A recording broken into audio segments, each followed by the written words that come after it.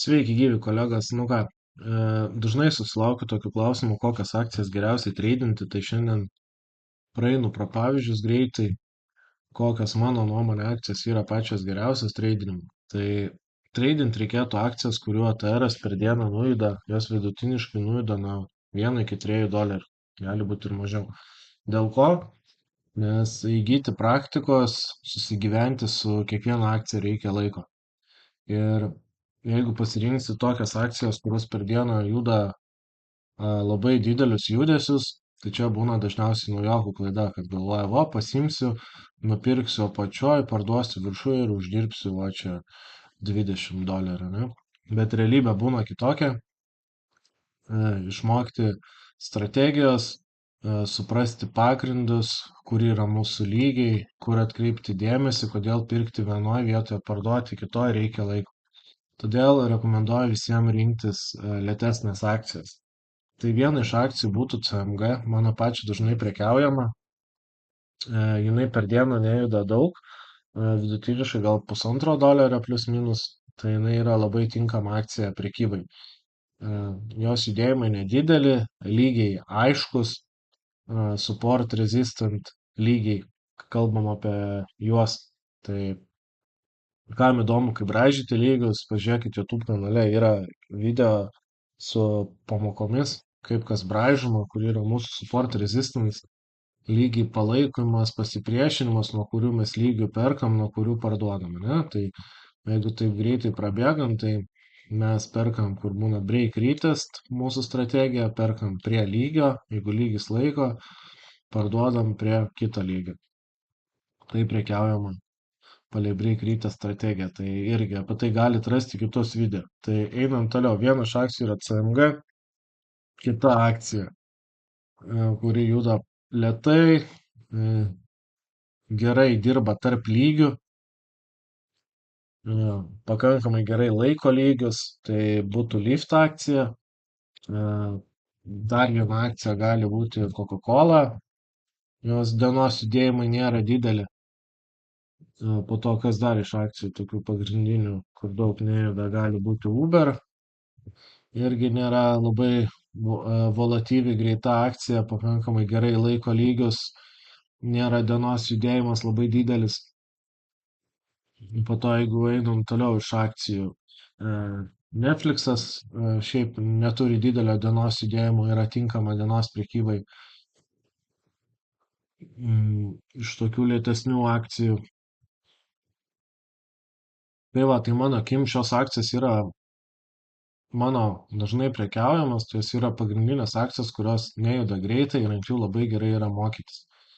Tai visiems rekomenduoju rinktis lėtesnės akcijas, ypač pradžioje, nes pradžioje, kad perprasti strategiją, susigyventi su kiekviena akcija, net reikia suvokti, kad kiekviena akcija turi savo algoritmus ir savo judėjimus. Kiekviena akcija juda skirtingai. Ar jinai mėgsta spraigyti, vieną žakę pirmin, vieną atgal. Ar jinai mėgsta struktūrą, tvarkingą judėjimą, kaupimą ir po to judesi į vieną ar į kitą pusę, ne? Tai vat, kaip jau suprantam, šitos dalykus, paprekiaujam tą akciją ne vieną, ne du mėnesius, mes jau galime matyti jos judesius ir jau žinom, kad kaip ateina iki lygio, koks jis gali būti judesys, ar jinai kaups ir važiuos į viršų, ar nukris, kaups ir važiuos į apačią. Tai jau ilgiau paprekiavus akcijom galima nuspėti, bet tam reikia stebėti tas pačias akcijas. Dar vienas dalykas, apie ką norėčiau paminėti, tai yra, kad akcijas labai verta, ypač pradžioje, kai pradedat prekybą, konspektuoti.